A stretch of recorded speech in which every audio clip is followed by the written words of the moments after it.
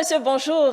Nouvelle semaine, nouveau sujet sur la Cour commune, vous le savez, toujours avec le même plaisir.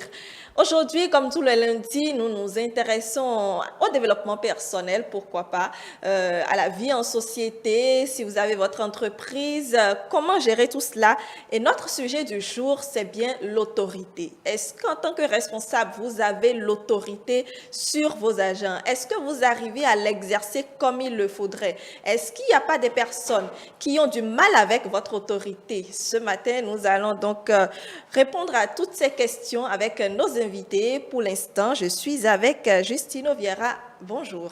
Brunel Ade aussi, bonjour. Amis téléspectateurs, bonjour. Comment allez-vous? Très bien, la pleine forme, toujours. Et votre week-end? Toujours un plaisir de vous recevoir. Le plaisir est partagé. Nous sommes dans un sacerdoce, le coach c'est un sacerdoce et nous nous évertuons à le faire. Très bien. Alors, d'autres invités sont attendus en plateau, mais nous allons démarrer 7h00, c'est 7h00. 7h00, la ponctualité est la mère des grands hommes, comme on le dit souvent. Merci. Un plateau, bien entendu, sur lequel nous attendons également vos appels, vous le savez, sur le 98 80 93 111, le 98 80 93 111, ou encore vos réactions, vos messages via WhatsApp sur le 55 01 82 91. Le 55 01 82 91. Alors, l'autorité, coach Justino Vieira, qu'est-ce que c'est réellement?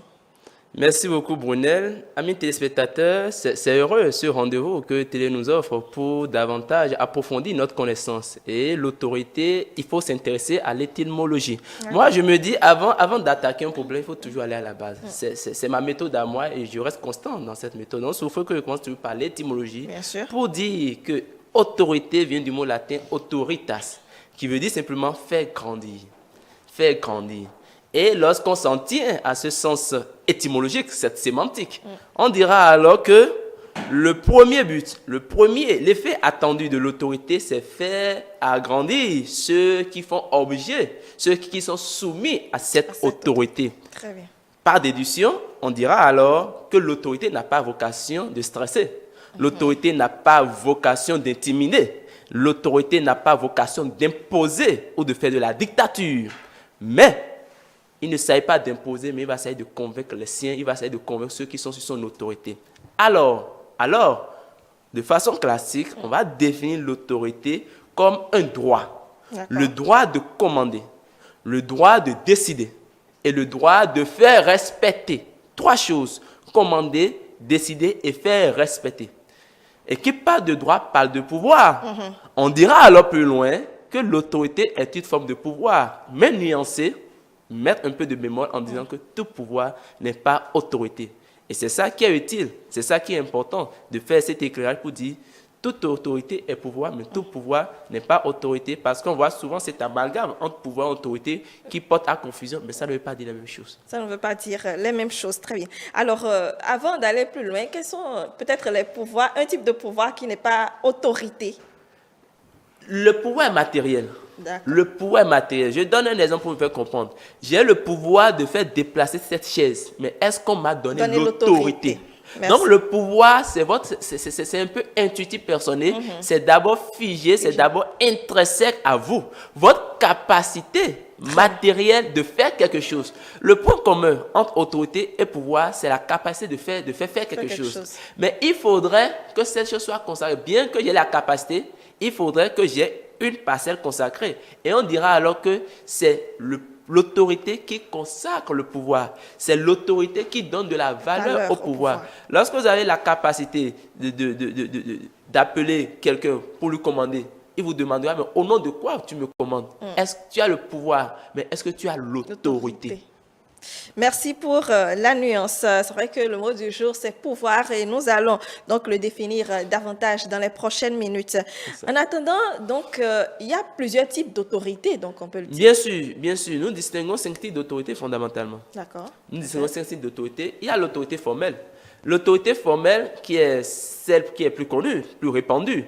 Parce que dans l'autorité formelle, on vous dira que c'est une personne qui est désignée. C'est une personne qui est nommée.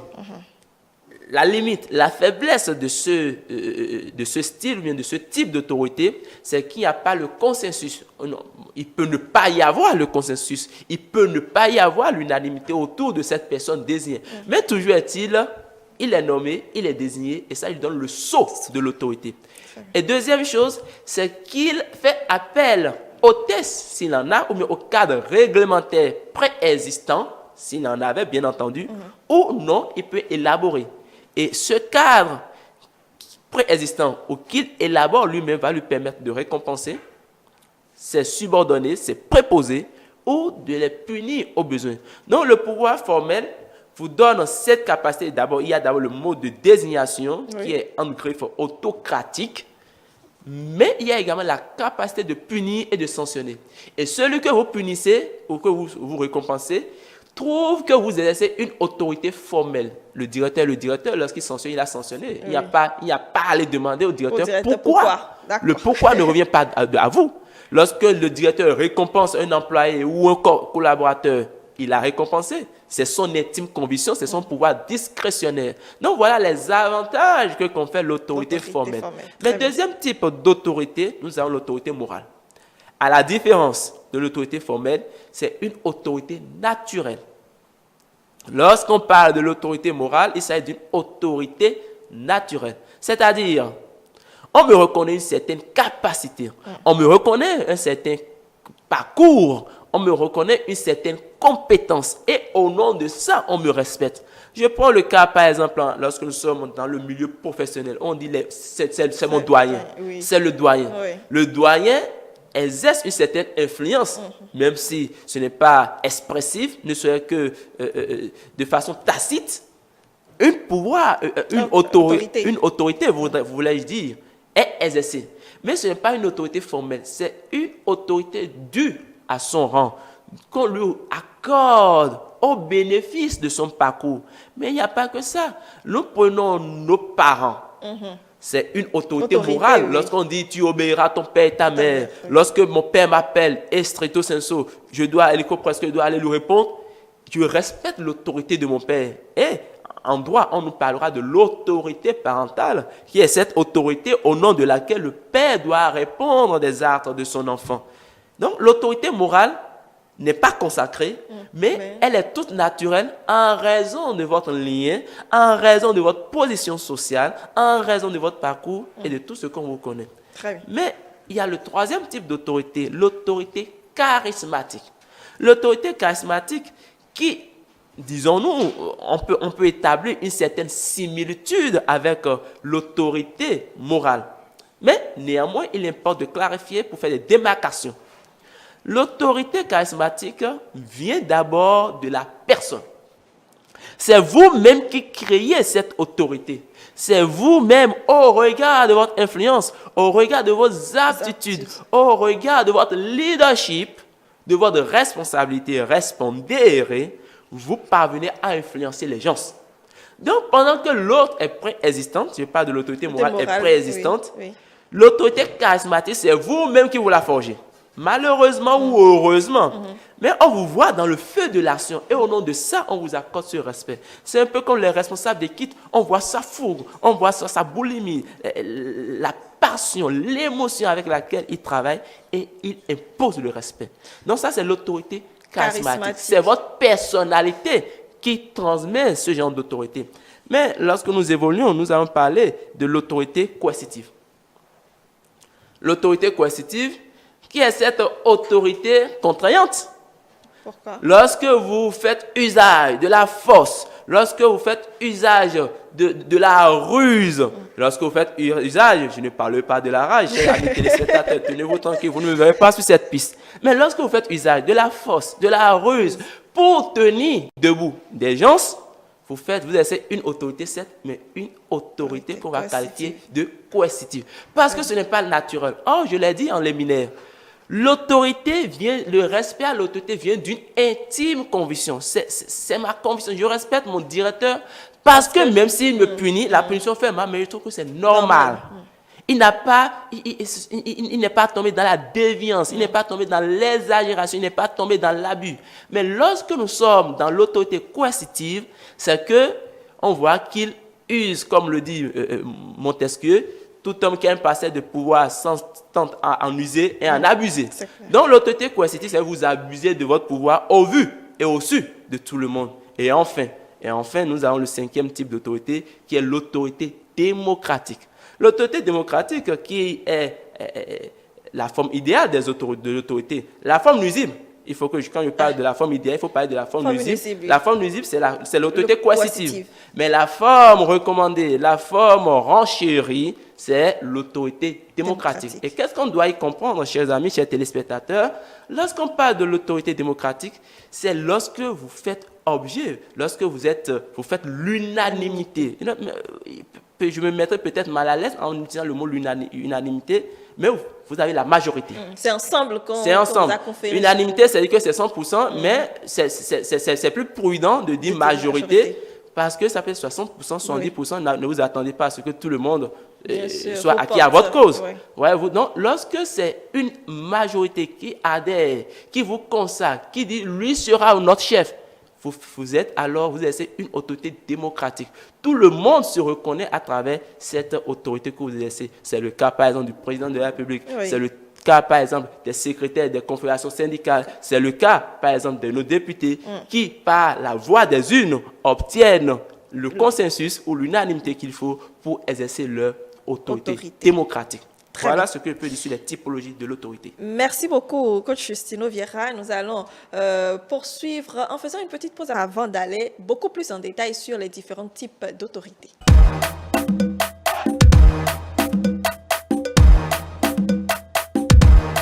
Nous installons Eloge Bidi. Bonjour. Bonjour madame et bonjour chers téléspectateurs. Comment allez-vous? Ça va très bien. Un plaisir de vous retrouver sur notre plateau. Le plaisir est partagé. Vous êtes juriste, merci d'être avec nous. Également sur le plateau, Jules Bachumba, bonjour. Bonjour madame. Comment allez-vous? Très bien, merci. Vous êtes coach en développement personnel aussi? Oui. Nous avons deux coachs ce matin pour pouvoir vous dire tout ce qu'il faut en réalité. Alors, nous étions en train de parler des différents types d'autorité, l'autorité formelle, l'autorité morale, l'autorité charismatique, l'autorité coercitive et l'autorité démocratique. Alors, je voudrais bien quand même déjà démarrer avec mes nouveaux invités pour voir si ils se retrouvent. Je sais que Eloge Bidi a suivi un bout de tout ce que le coach Justino a dit. Est-ce que vous vous retrouvez dans l'un des types d'autorité dont a parlé coach Justino? D'accord, merci beaucoup. D'abord, je vous remercie pour cette invitation.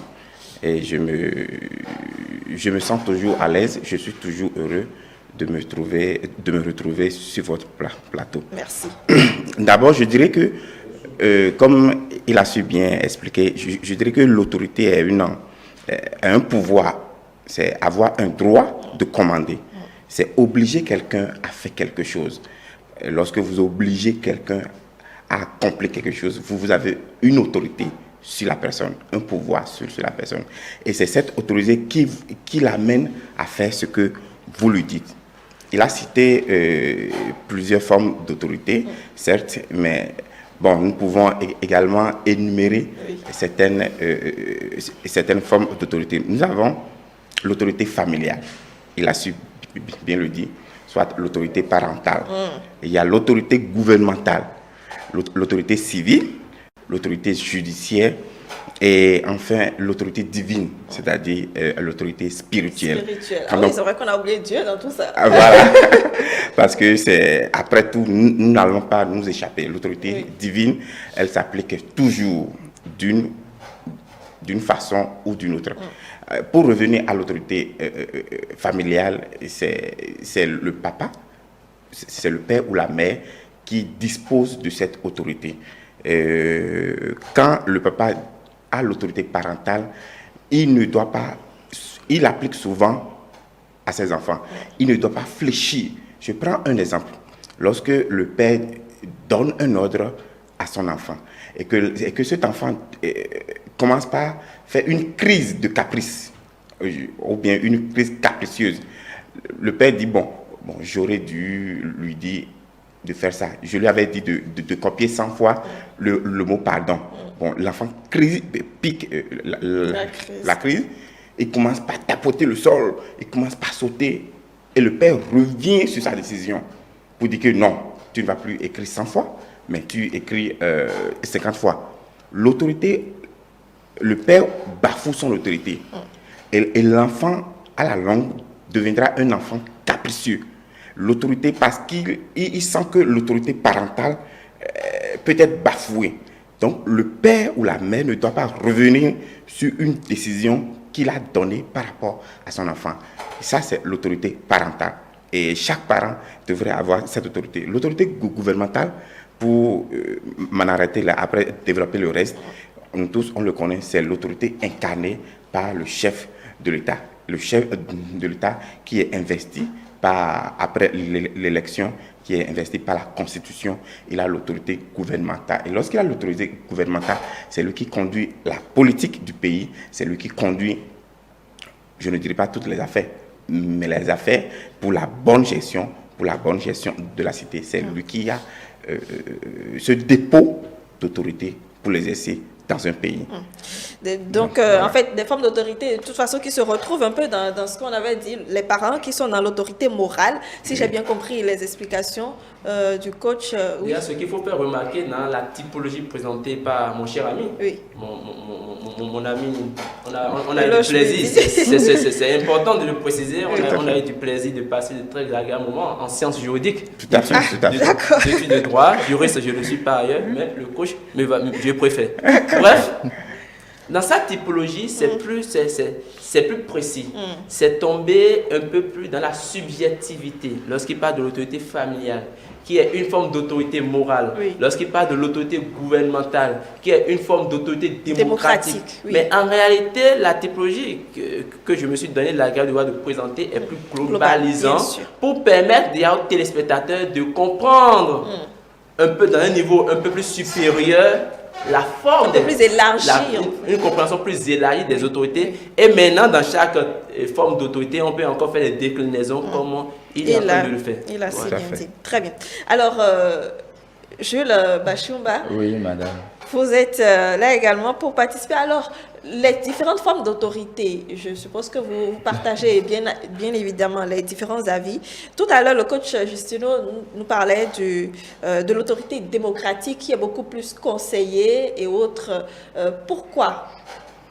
Merci, madame. Moi, je suis du même avis parce que déjà, quand on parle de la démocratie, ça dévoile déjà le visage de ce qu'on veut dire par là.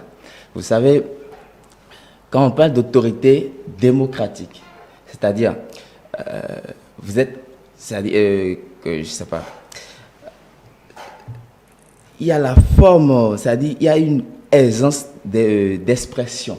Vous êtes choisi. Voilà, c'est-à-dire, vous n'avez pas besoin de force, c'est-à-dire, d'une comment on appelle d'une force coercitive. Voilà, d'une force coercitive pour pouvoir l'exercer. Voilà, exercer votre autorité en réalité. Donc, pour moi, je pense que l'autorité, comment on appelle, l'autorité démocratique, elle est vraiment, et on n'a pas tort d'opter pour cette forme d'autorité. Très bien. Alors, c'est vrai que quand on se retrouve dans une forme d'autorité, en réalité, l'exercer, c'est une autre affaire. Et quand je me reconnais dans une forme d'autorité, comment j'en prends conscience? Parce que certaines personnes ont cette autorité, mais forcément n'arrivent pas à l'appréhender ou bien n'arrivent pas à l'exercer, n'arrivent pas à avoir tout le pouvoir qu'il faut pour pouvoir l'exercer, je veux dire. Justine. Vous savez, lorsque vous êtes un individu, vous devez d'abord reconnaître votre pouvoir et espérer et mettre ce pouvoir dans un moule d'autorité. Dans l'autorité, on exprime son pouvoir. Il faut que les gens, que ça soit compris suffisamment. Dans l'autorité, on exerce le pouvoir qu'on se reconnaît. C'est pour ça que vous allez voir des autorités à coquille vide. Bien sûr. Tout à fait. Vous allez voir des autorités à coquille vide parce qu'eux-mêmes pris individuellement, eux-mêmes pris personnellement en tant qu'individu, lorsqu'on détache l'autorité, il n'y a pas grand-chose. Il n'y a pas un contenu enviable. Donc, l'autorité part d'abord du pouvoir qu'on se reconnaît et c'est ce pouvoir que l'autorité vient consacrer. Autorité, c'est autoriser. Et dans l'autorisation, vous allez inévitablement créer des frustrations et susciter des admirations. Ce sur quoi nous allons parler, c'est ce sur quoi je vais plus M'appesantir, c'est sur le point des frustrations. Parce que c'est comme un doyen avec qui j'ai la fois dernière et lors d'une mission, il devrait s'éveiller quelque part. Il dit non, que c'est à lui de choisir son hôtel parce qu'il est une autorité qui sanctionne des gens. Donc, c'est à lui de choisir pour sa sécurité. Ça veut dire que l'autorité, naturellement, est menacée. Et ça vous rappelle à une qualité de pouvoir assumer certaines positions en société, de pouvoir exposer votre poitrine. Et c'est pour ça que vous voyez des gens, ils ont du pouvoir, on dit, mais toi, je vais te nommer à tel poste. Il dit, non, non, non, je ne veux pas. Je ne veux pas avoir affaire au monde. Je veux dormir en paix chez moi. Je ne veux pas que quand je circule dans la rue, on me lance la pierre. C'est un choix aussi. Donc, ça veut dire, il y a des gens qui ont le pouvoir, mais ne veulent pas que l'autorité vienne corroborer, vienne couronner leur pouvoir. Ils ne veulent pas être dans cette position d'autorité et peut-être faire du mal. Encore, ce n'est pas faire du mal, sanctionner. Il est vrai, dans le sens basé, on dit il a fait du mal. Mais en réalité, c'est éduquer. Sanctionner, c'est éduquer. Alors, celui qui est dans une certaine forme d'autorité doit d'abord le reconnaître à travers son pouvoir et à travers ses traits de caractère. En un mot, sa personnalité. Et je ne serai pas lassé de le répéter, qui parle de personnalité, parle de masse. Parce que personnalité vient du mot grec persona, qui veut dire le masque qu'on met pour apparaître dans la société. Alors, ma personnalité détermine le type d'autorité que je suis en mesure d'exercer. Lorsque je suis compétent, mais antisocial, vous reconnaissez que je ne vais pas me retrouver dans la forme d'une autorité démocratique. Et là, on dira, il est bon, mais il ne peut pas diriger. Il va casser la baraque. Il n'a pas le sens humain. Il n'a pas le sens, le leadership, le lead qu'il faut pour conduire une équipe. Donc, il ne suffit pas d'avoir le pouvoir, mais il suffit d'associer à ce pouvoir le leadership. Et c'est ça qui rend plus agréable l'autorité. Parce que l'autorité n'est pas un poste, mais c'est d'abord une charge. On dit, j'aspire à la charge de président de la République. J'aspire à la charge de directeur général. J'aspire à la charge. On aspire à une charge d'autorité. Et non, tomber dans le vantardisme en disant je suis le directeur, je suis le chef, je suis le... Non, ce n'est pas d'abord votre ego, mais c'est d'abord la responsabilité de conduire l'équipe et d'atteindre des objectifs. Et lorsque vous parvenez à atteindre des objectifs, on dira son autorité, votre autorité restera une des plus immortelles. Mais, autre chose, lorsque je suis un débutant, il vient de commencer, et on voit des traits en moi, on voit des traits de leadership, on dit mais il a les coups de franche, il parvient bien, en tout cas, en un mot, des traits de leadership, vous convenez avec moi que je vais plus exercer l'autorité charismatique. On ne va pas m'attacher l'autorité morale parce que je n'ai pas un parcours, je n'ai pas un précédent sur lequel on peut tabler pour me conférer l'autorité morale. Lorsque tout ça vient d'être consacré, je dis, je suis maintenant dans l'autorité formelle. Donc, c'est un lien, c'est une échelle qui s'entremêle, mais qui est plus attendue dans l'autorité formelle, qui est la forme la plus classique, qui est la forme la plus légitime et la plus légale. Très bien. Alors, moi, j'ai quand même une question. Coach Jules Bashimba, oui, madame. Quand on n'est pas à l'aise dans la forme d'autorité qu'on nous confère, par exemple, on m'a nommé à un poste, tout comme le coach l'a dit, mais je ne suis pas vraiment à l'aise avec ce type de poste, cette autorité-là qu'on me donne d'exercer. Comment je fais? C'est tout naturel. Il faut avoir l'humilité de l'avouer. Quand vous n'êtes pas en mesure de gérer une tâche qui vous est confiée, il faut avoir l'humilité, la simplicité de le dire ouvertement. C'est vrai, parfois, on se trouve dans l'obligation d'assumer la responsabilité. C'est ça. Et là, je suppose qu'il faut toujours faire des efforts pour s'y adapter. Parce que l'homme, comme nous sommes, on est appelé à nous adapter à toute situation de la vie donnée. Donc, on ne s'attend toujours pas à tout ce qui nous arrive. Donc, c'est deux cas. Soit vous vous adaptez ou vous posez votre démission. Là, je lui dis. D'accord, merci pour la question. Moi, par rapport à la question, je vais la reformuler d'une autre manière. Oui. Qu'est-ce qu'être chef? Et peut-on s'en passer? D'abord, cette question, elle est politiquement dangereuse. Parce que, oui, et dans la philosophie, elle est également dangereuse et on peut dire qu'elle est inquiétante sur le plan politique. Parce que lorsqu'on vous confère une autorité, on a constaté une carrure en vous. On a constaté une capacité en vous. Et de façon naturelle, tout le monde aimerait diriger, aimerait être chef, aimerait être une autorité. Donc, je serais un peu... je ne dirais pas la même chose avec mon ami qui est à côté. Quand on vous confie une autorité et que vous n'êtes pas capable, le moral ou bien on aurait souhaité que lorsque vous n'êtes pas capable, que vous donnez votre démission. Mais naturellement, qu'est-ce que nous constatons? Lorsqu'on vous confie une charge que vous ne pouvez pas, on ne renonce pas. On ne renonce pas. Dans la norme des choses, il faut avoir des conseillers à côté pour exercer une autorité. Parce que l'autorité, c'est vraiment un pouvoir. Entre griffes, vous avez le pouvoir de vie et de mort sur certaines personnes lorsqu'on vous confie une autorité. Donc, quand vous confiez cette autorité, ayez des conseillers, ayez ceux qui peuvent vous amener à faire quelque chose, à faire ce pourquoi on vous a fait appel. Dans l'économie, si on vous nomme, bon, je ne dis pas, de toute façon, même en entreprise, tout simplement, on peut nommer des personnes à des postes qui ne se sentent pas forcément à la hauteur, parce que déjà, quand ils voient l'envergure de tous ceux avec qui il doit collaborer, mais tous ceux qu'il doit diriger, ils se posent des questions. Voilà, il faut, dès que vous êtes à ce genre de poste, il faut savoir que vous devez vous appuyer sur certains acquis déjà de certaines personnes. Et si vous aspirez toujours à faire ce truc-là, à exercer cette autorité qu'on vous a confiée, il faut que vous ayez certains caractères.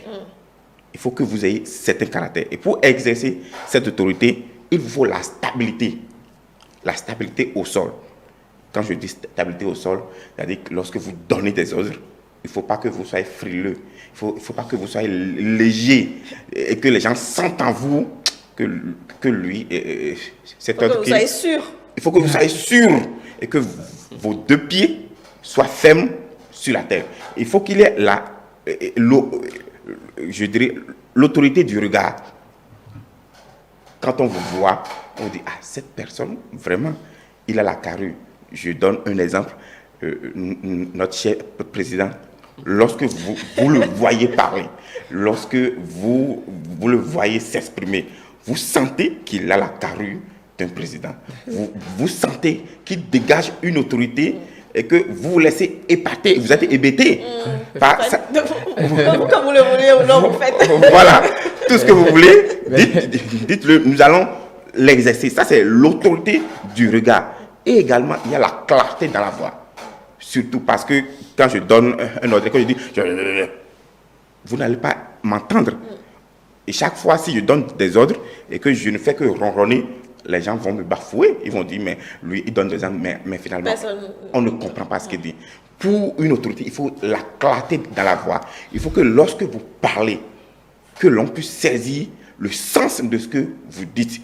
L'autorité, elle est vraiment une chose importante, comme mon ami l'a su bien dit. Elle a une forme, bon, je ne dis pas physique, mais également une forme spirituelle. Parce que lorsque on vous investit d'une autorité, vous vous sentez un peu, vous avez un peu d'ego. Comme il a dit, ils sont allés quelque part et que l'autorité a dit que lui-même, il va choisir son hôtel. L'autorité, c'est vrai, l'autorité est menacée, mais il y a une forme d'ego qui vous permet ou bien qui vous dit que vous ne pouvez pas faire cela. Qui va en contradiction tout le temps avec les autres en réalité. Tout à fait. Tout à fait. Très bien, merci. Coach Justine. Permettez-moi, lorsqu'on dit, est-ce qu'on peut refuser? Oui. Lorsqu'on vous accorde la place d'autorité, est-ce que vous pouvez refuser? Moi, j'apprends beaucoup de nos dialectes, en l'occurrence, notre dialecte fond. Et on dit en fond, quand si on a dit talme de jetia, do asona mundia. Tout à fait. Quand si on a non dit talme de jetia, do asona mundia.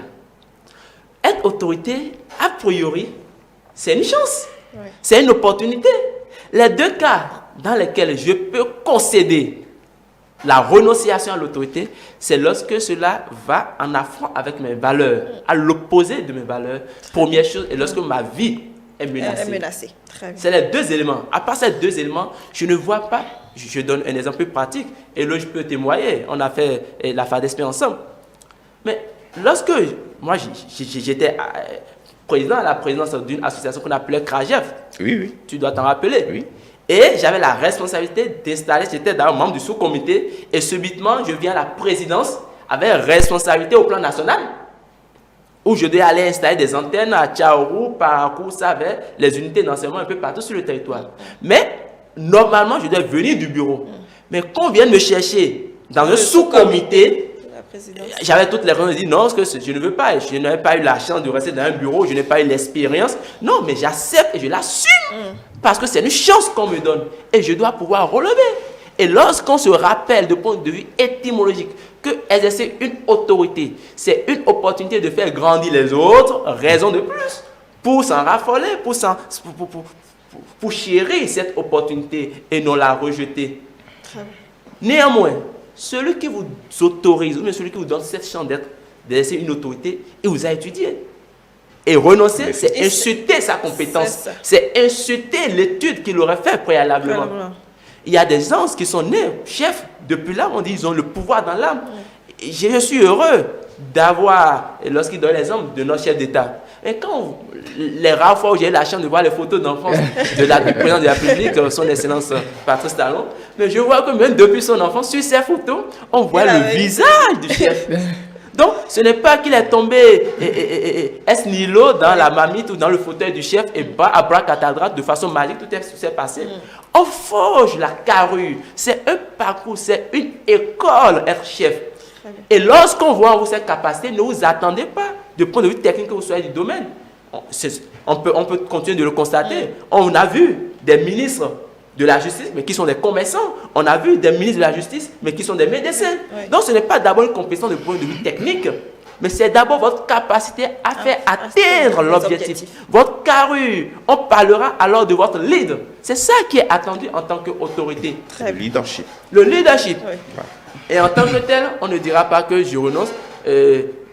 Notre cher doyen, notre cher Pépé, qu'on a vu démissionner à certains postes. Et aujourd'hui, mais c'est d'abord pour des raisons d'honneur. Donc, quand l'honneur est en jeu, je suis d'accord qu'on renonce à l'autorité. Lorsque la vie est menacée, je suis d'accord. Mais ne serait-ce qu'à cause de la compétence. Pas je ne suis pas du domaine, je ne m'y connais pas. Non. Une autorité s'exerce, on apprend. Il faut avoir le goût de l'apprentissage et avoir un taux d'enseignabilité élevé. Très bien. Merci. Vous voulez ajouter quelque chose? Oui, parce que j'ai bien suivi le débat et je voulais ajouter quelque chose. Celui qui vous a nommé, vous avez dit, monsieur le coach, tout à l'heure, que la personne ou l'individu a eu le temps de vous étudier. Ça veut dire qu'à la base, vous travaillez déjà et de loin ou de près, on vous suit. Donc, il n'y a pas de, comment on appelle, de hasard ni de chance.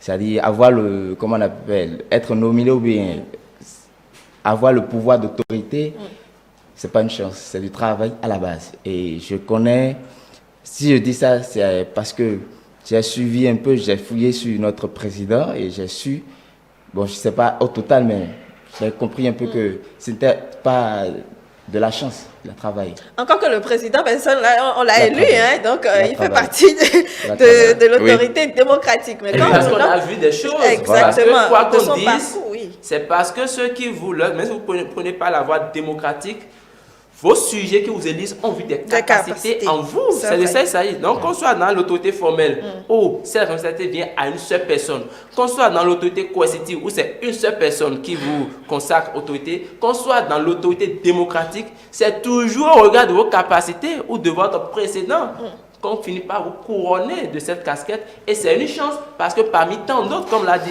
mon cher ami Eloge, tout le monde veut être chef. Mais si parmi tant d'autres, c'est vous qui avez cette opportunité, cette chance, c'est d'abord une chance. Maintenant, pour ne pas décevoir Ceux qui vous ont élu, il faut aller se faire former, il faut avoir le goût de l'apprentissage. Tout à fait, tout à fait. Oui. Merci bien. Alors, je vous propose de faire un tour à la régie pour suivre deux responsables en réalité qui ont bien essayé de nous donner leurs avis sur être autorité ou tout simplement plutôt avoir de l'autorité et être autoritaire. On les suit et puis on revient.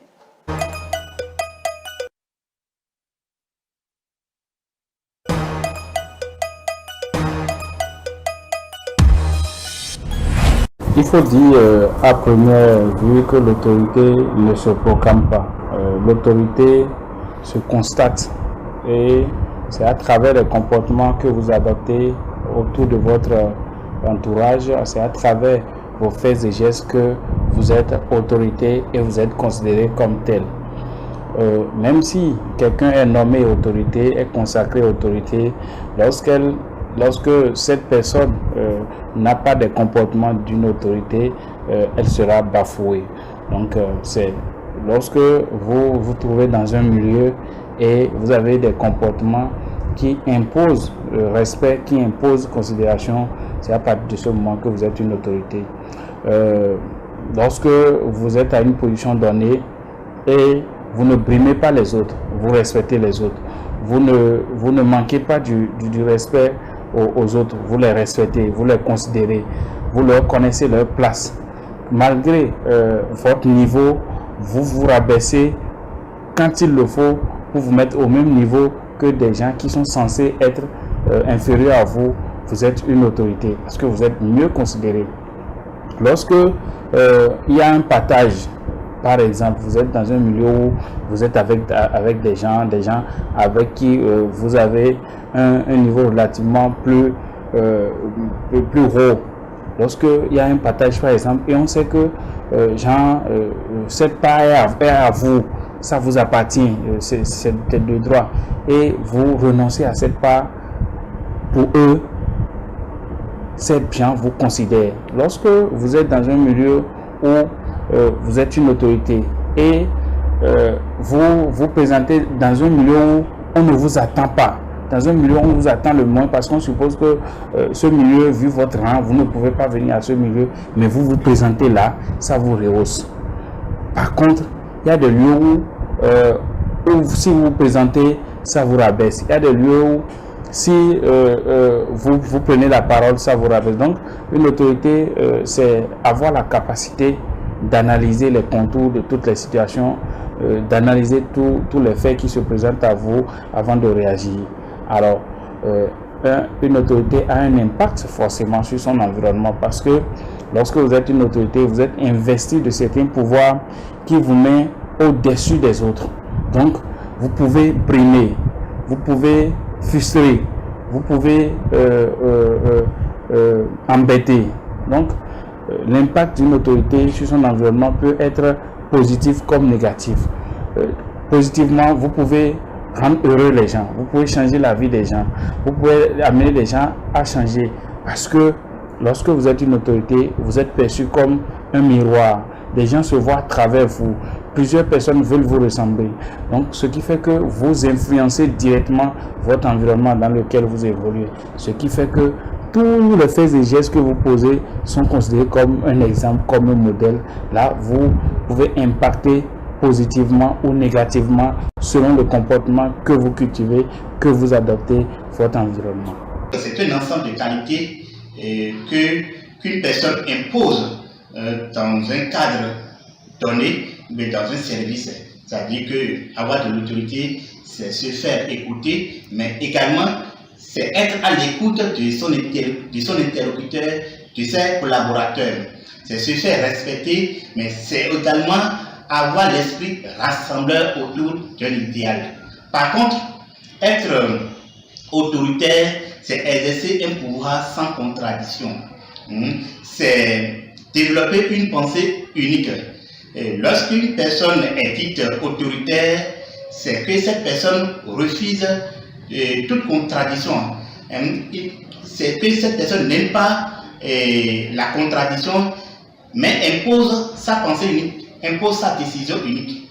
Donc c'est une forme d'abus de pouvoir, c'est une forme de dictature que l'on exerce quand on dit qu'on est autoritaire. Vous allez reconnaître généralement que les personnes autoritaires sont les personnes qui imposent leur vision, qui imposent leur choix de décision et leur point de vue ou bien leurs décisions et qui s'opposent à toute contradiction. Les personnes autoritaires sont des personnes qui éprouvent moins d'empathie envers leurs collaborateurs ou bien leurs interlocuteurs. Donc, ils n'ont pas le sentiment d'amour envers leurs collaborateurs. Le collaborateur peut mourir pourvu que sa décision passe, pour que lui atteigne son objectif. Les personnes autoritaires, vous allez les reconnaître souvent dans leur prise de décision. Souvent, c'est des gens qui aiment donner des ordres et qui aiment faire tout le temps chef. Donc, c'est leur ordre qui doit passer. Sans quoi, vous qui êtes collaborateur, vous pouvez subir leur rigueur.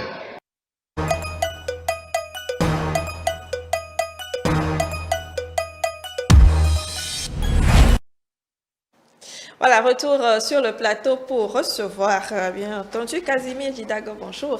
Bonjour, bonjour au plateau, bonjour à tous. Comment est-ce que vous allez? Ça va très bien. Merci de retrouver donc le plateau de l'autorité, comment en user sans en abuser. Alors, quand on est enseignant, on est investi de quelle autorité? L'autorité sociale, si je ne me trompe. Voilà, vous avez une autorité sociale parce que vous dirigez une communauté, vous êtes au milieu d'une communauté composée essentiellement des jeunes d'un certain âge. Et donc, voilà. Très bien. Et comment ça se passe dans le milieu enseignant, l'exercice de son autorité? L'exercice du métier d'enseignant requiert beaucoup plus d'humilité, beaucoup plus de patience, beaucoup plus de tolérance, l'esprit d'écoute. Et surtout beaucoup plus de passion parce que il faut véritablement faire attention aux âmes qu'on vous a confiées. Vous êtes une sorte de moule dans lesquels on met en fait des cerveaux et vous êtes appelé à modeler ces cerveaux-là, à faire en sorte que ces cerveaux atteignent un niveau donné qu'on vous donne au départ. Et donc l'enseignant forcément est quelqu'un qui doit être très patient, très calme, très posé, très compréhensif dans tout ce qu'il fait pour pouvoir faire passer son message.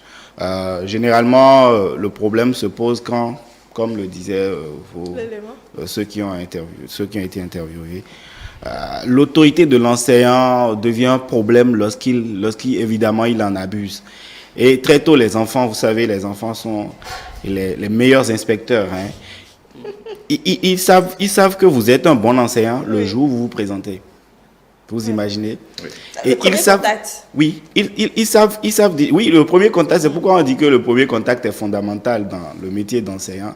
Lorsque vous ratez votre premier contact, lorsque vous venez au premier contact et que vous commencez par parler à ceux que vous connaissez, tout de suite, vous allez former un clan dans la salle qui vont être contre vous. Mais c'est la même chose lorsque vous venez, vous démarrez le cours. Sans mettre votre nom, vous commencez, c'est vous qui êtes le seul enseignant du monde, le meilleur de la terre, et vous êtes pressé. Ils vont développer très tôt une sorte d'antipathie, une sorte de mépris pour vous. Ils vont se dire, voilà quelqu'un qui vient, vous devenez un obstacle pour vos enfants. Ensuite, c'est que vous devez, au début de votre premier contact, être accessible, montrer que vous êtes ouvert, même si vous avez de la rigidité en vous, vous êtes intransigeant, vous n'avez pas à le montrer très tôt au premier contact. Donc, même avec le temps, vous comprenez, vous arrivez, n'est-ce pas, à étudier la psychologie de chacun de vos enfants, à connaître les réalités de chaque enfant et à prendre en compte ces réalités dans toutes les décisions que vous prenez dans le temps. Oui, si vous permettez, je vais ajouter quelque chose en disant que ce genre d'autorité s'arrache concernant l'enseignement. Parce que dès que l'enseignant vient et qu'il fait une bonne présentation, il sera admiré par ses élèves. Et il est considéré que le professeur a plus de connaissances que les apprenants à qui il veut dispenser ses connaissances. Donc, en dispensant la connaissance que lui a, c'est une autorité qu'il est en train d'arracher. Et dans le même temps, si ces enfants constatent que le professeur dérape, les enfants eux-mêmes savent que le professeur, il ne connaît pas. Alors qu'il est censé connaître plus que eux tous. Donc, ce genre d'autorité s'arrache. Si vous ne l'arrachez pas, par l'exercice de votre métier, par l'exercice de l'enseignement, là, vous allez perdre cette autorité. Et même jusqu'au censorat, si les enfants se présentent, ils vont dire, notre professeur,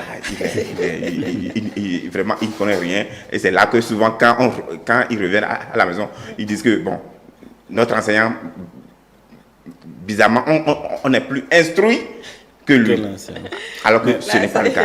Là, c'est grave, oui.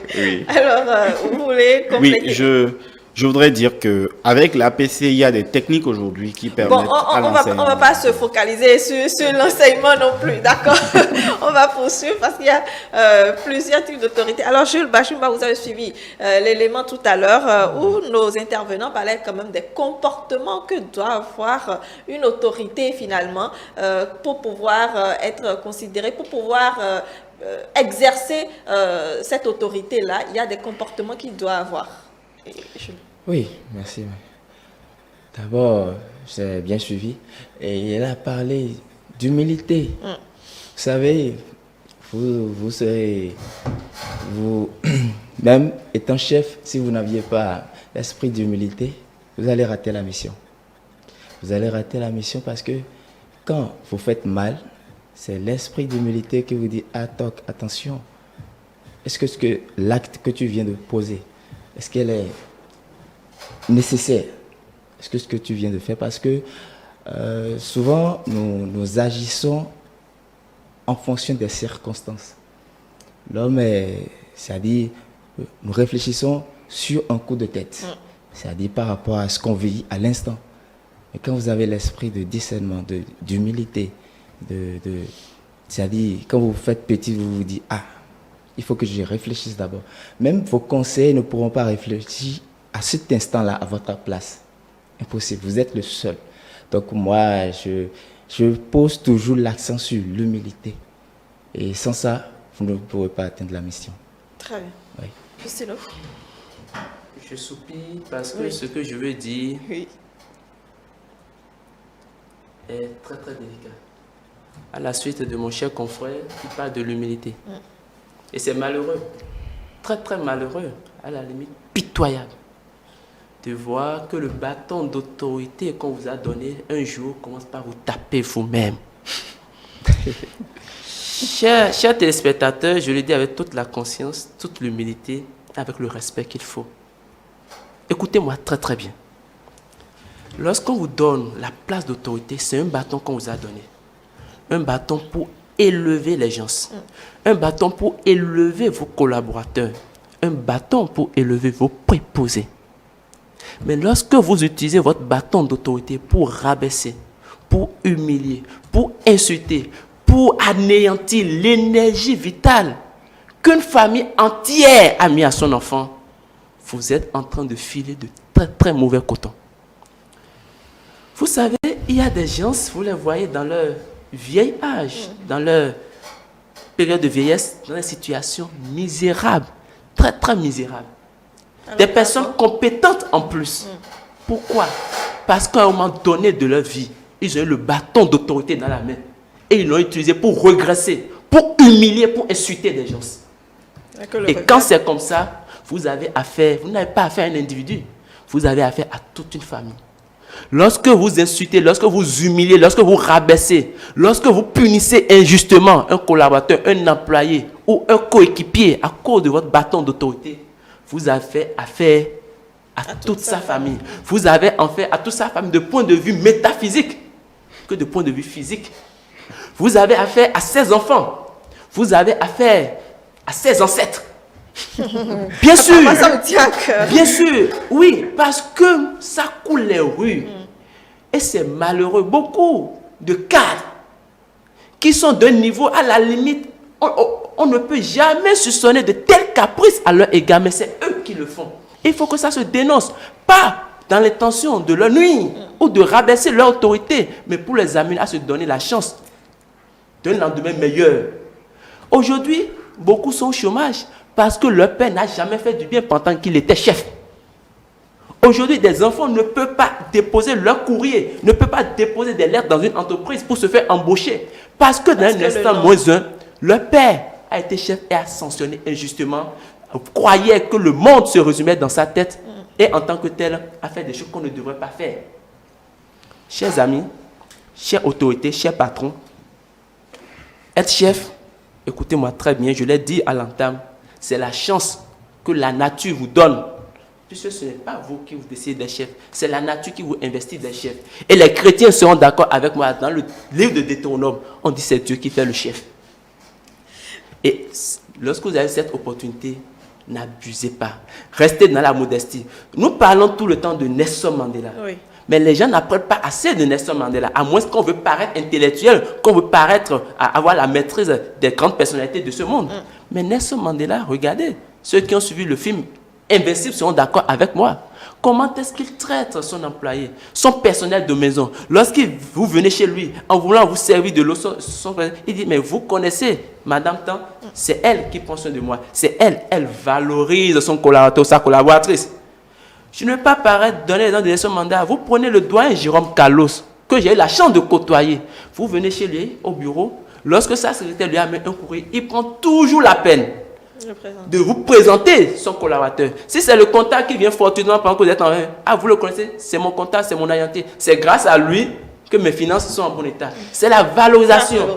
Et non montrer son autorité devant l'invité, quitte là, tu fais quoi là, je t'ai appelé. Non, non.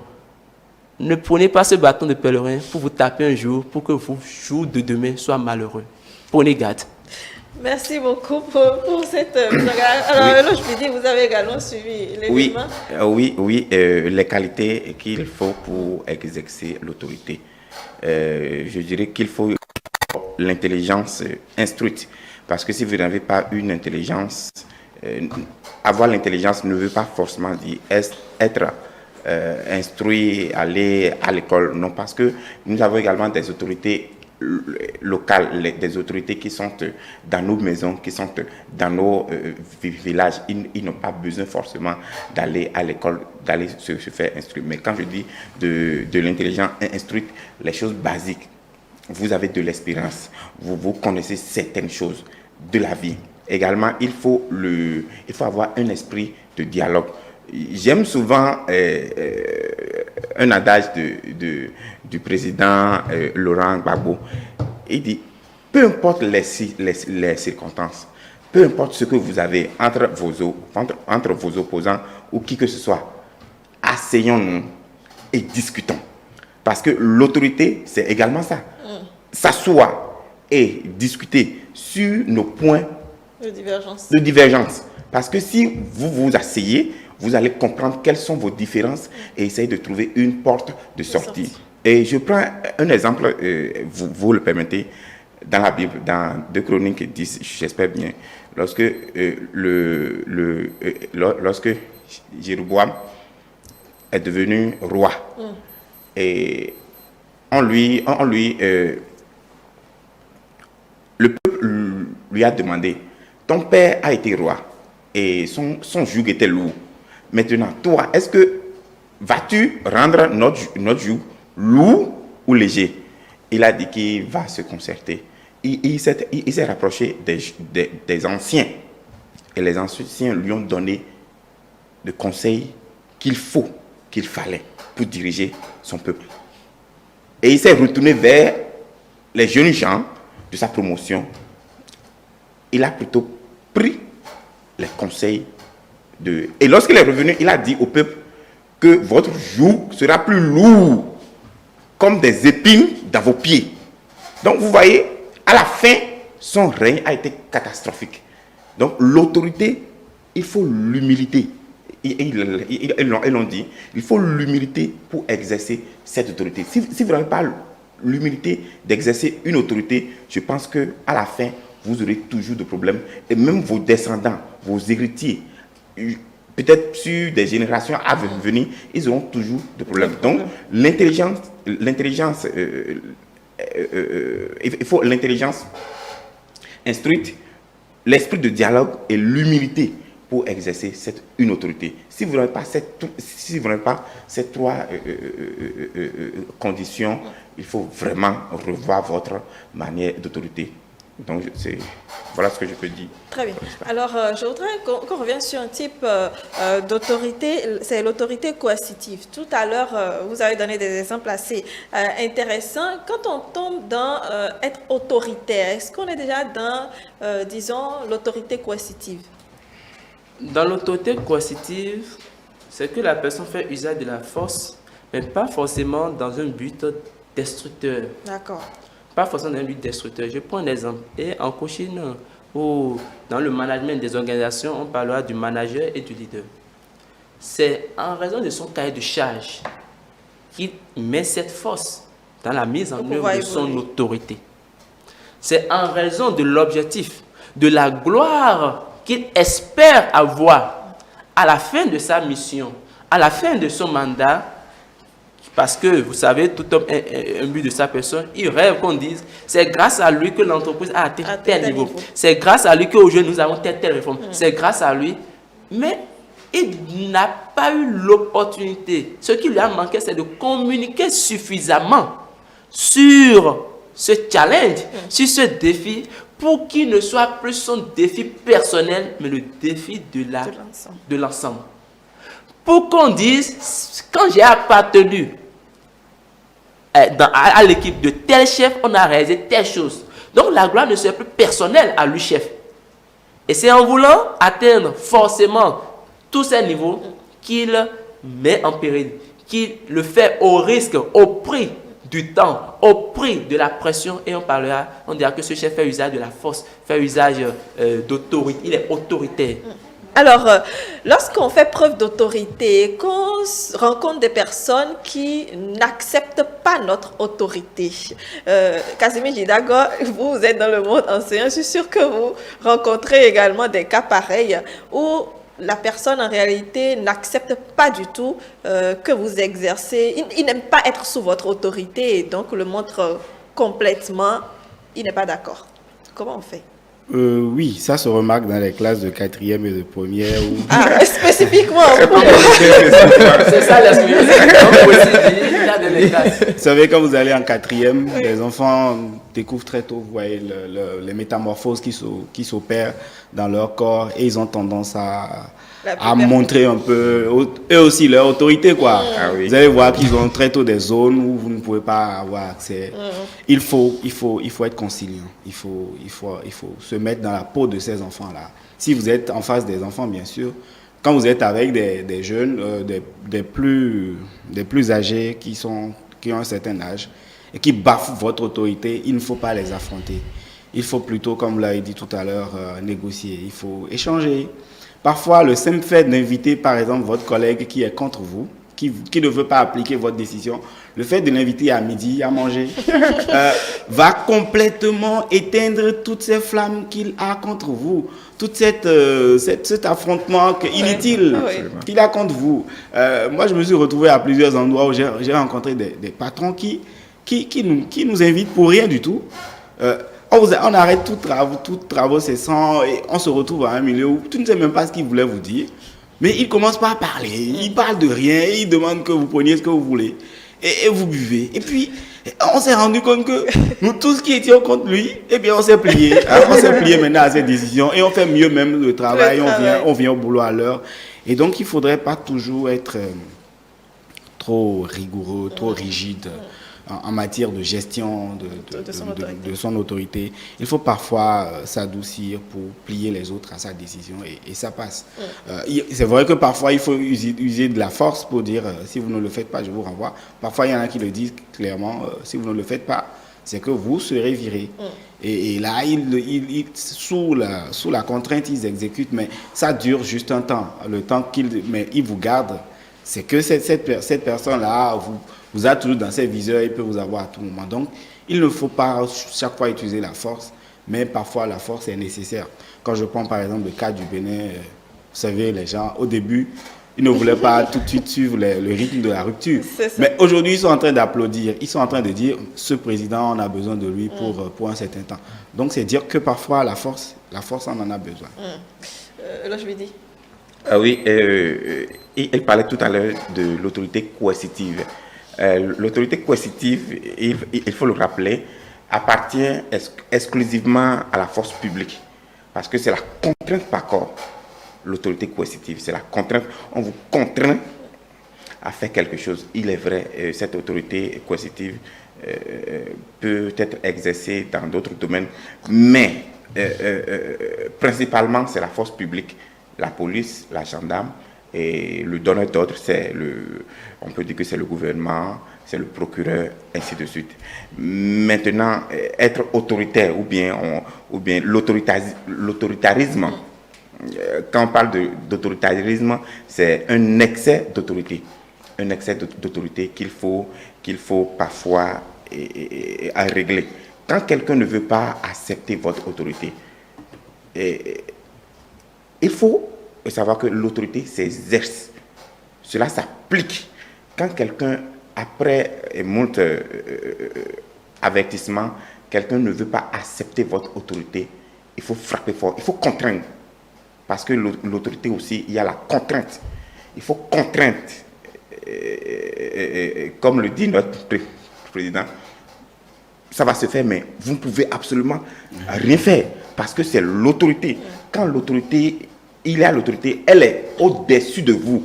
Ce qui veut dire que tout ce que l'autorité vous dit de faire, c'est pour une bonne cause. C'est lorsque vous-même, vous rendez compte que l'autre qui me donne pas son autorité, un peu, là, vous pouvez désobéir. Mais l'autorité, quand elle parle, quand elle dit de faire telle chose, on se met au pas.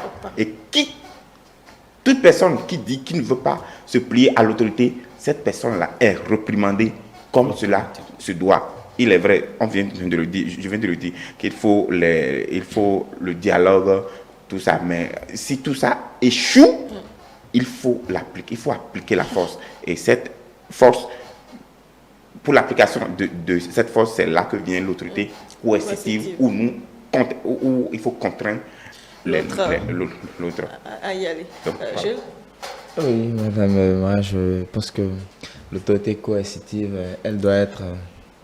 Oui, allez-y. D'accord. Elle doit être, c'est-à-dire...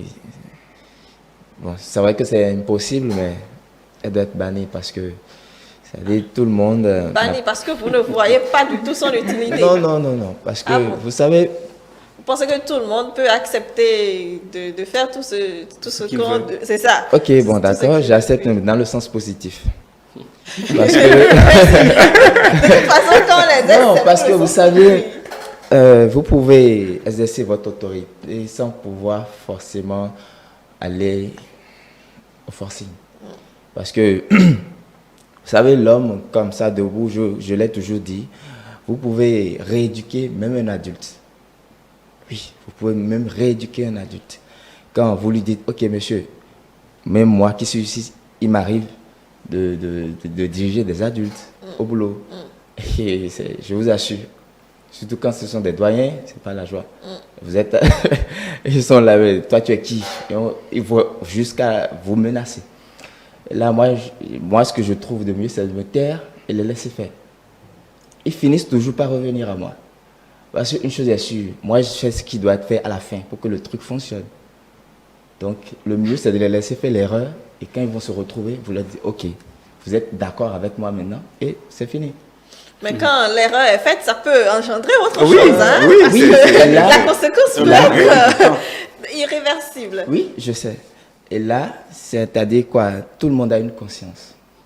Vous savez, tout le monde a une... Je ne refuse pas qu'on aille au forcing. À des moments donnés, il faut être, c'est-à-dire strict, et même s'il faut renvoyer, il faut le faire. Mais je me penche plus sur, c'est-à-dire le fait d'être, comment on appelle, un peu... Flexible. Voilà, bon, pas flexible, c'est pas le mot que je cherchais, mais compréhensif, c'est-à-dire dialoguer, quoi, et amener la personne à lui faire comprendre que en réalité, ce que vous faites, c'est pas ce qui doit être fait normalement. Mais quand vous comprenez que la personne, elle est décidée à vous affronter, alors là, moi, je ne discute plus. Je fais ce qui doit être fait et puis c'est fini. On passe à autre chose. Justine bien. Mais moi, mon avis il sera un peu très très particulier. Parce que je pense que la force est une composante de l'autorité. Absolument. La force est une composante de l'autorité. Il est vrai, j'ai fait tout à l'heure ce que je peux appeler l'invite à la modestie dans l'exercice de l'autorité, oui. mais il n'en demeure pas moins qu'on doit reconnaître que la force est une composante de l'autorité.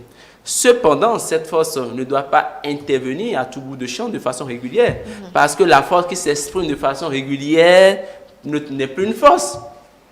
Elle n'aura plus de valeur. Lorsque vous êtes un père et vous criez tout le temps sur votre enfant, mais finalement, il finit par s'en accommoder, il finit par s'en habituer.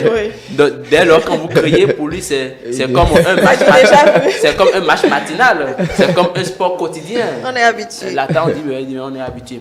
Donc, le chef doit faire usage de force pour marquer son territoire. Parce que dans un passé pas assez lointain, on a quand même parlé des styles de leadership. Et il y a le leadership laisser aller, laisser faire. Où des gens, au nom de l'humilité, au nom de la simplicité, on voit ça un peu partout, chacun fait ce qu'il veut, mais le chef, parce qu'il estime que c'est Dieu le vrai chef, lui n'exerce aucune autorité. Hein? Il est d'une confession qui lui dit que c'est Dieu qui est le vrai chef, donc lui, il est juste là, de présent pour signer. Et son autorité s'arrête là. Moi, je suis là pour signer. Non, en le faisant, vous êtes, excusez-moi, mais excusez-moi, je suis très élégant, mais vous tombez très bas. Et vous faites tomber bas l'autorité. Vous souillez l'autorité qu'on a gardée peut-être de façon très très précieuse pendant des années avant de vous la transmettre. C'est aussi ça l'autorité. Savoir bien incarner l'autorité, le fétichiser, garder le mystère qu'il y a autour, l'entretenir et au moment opportun, la transmettre avec tout l'honneur, toute la dignité pour qu'on dise son chef était beau. Il est chef mais c'est beau. Voyez-vous? Donc la force fait partie de l'autorité. Néanmoins, il faut de la justesse, il faut de la justice et il faut de l'équité. Le chef doit être au-dessus de la mêlée. Première chose, il doit être en retrait. Parce que c'est quand on est en retrait qu'on voit mieux. Et ne pas se mettre dans le personnel, ne pas se mettre dans ses collaborateurs, ne pas avoir de parti prise. C'est indécent qu'on dise ceux-là s'entendent avec le chef. Un chef ne doit pas avoir d'amis. Vous pouvez être son collègue de classe, vous pouvez peut-être chausser le macadam ensemble, mais si pas extraordinaire, il se retrouve être votre chef, il vous sanctionne au même degré, avec la même teneur, la même intensité que tous les autres qui lui sont des inconnus. Et quand vous entretenez, vous gardez ce sentiment de justice, on dira, mais il est chef, mais il a fait ça à son ami. Et ça ne doit pas vous surprendre alors qu'au tout début du régime, on a vu une sanction qui a surpris tout le monde. Mais je ne suis pas dans le secret des dieux. Mais je pense que cette sanction inattendue d'une personne insoupçonnée a mis tout le monde à l'heure. Parce qu'on dira, s'il a fait ça à son propre ami, qu'en est-il pour nous autres? Nous qui sommes un peu loin là. Très bien. Alors tout à l'heure, Casimir Dago a dit quelque chose qui m'a intéressé, c'est que à un jeune, quand on entre dans la puberté, on essaie déjà de construire son autorité en quelque sorte. On va contre tout ce qu'on nous propose. C'est-à-dire que l'autorité, en réalité, ça se construit. Et pour ceux qui sont jeunes, comment faire justement pour rester sous l'autorité, mais tout en construisant sa propre autorité? C'est un peu délicat quand même. Ah oui, tout à fait. Cette question, elle m'a été posée une fois. En étant jeune, comment faire pour obéir à l'autorité, soit parentale, ou bien tout en sachant qu'on veut s'émanciper? La première des choses il faut reconnaître que la personne, elle a une autorité. Parce que si vous reconnaissez que ce dernier a une autorité et que vous respectez son autorité, par la suite, tout ce que vous ferez, je le dis entre griffes, on va vous le concéder. Si tout ce que vous faites entre dans ce désir ou bien entre dans dans le cahier des charges qui lui a été confié ou bien dans les principes que lui-même il s'est opposé, il s'est posé. La première des choses, il faut reconnaître l'autorité de l'autre. Si vous ne reconnaissez pas l'autorité de l'autre, il aura frustration. Et les jeunes, bon, nous sommes tous... on n'est pas encore vu. Voilà, on veut s'évader et ne pas nous soumettre à l'autorité parentale ou à l'autorité, à n'importe quelle autorité.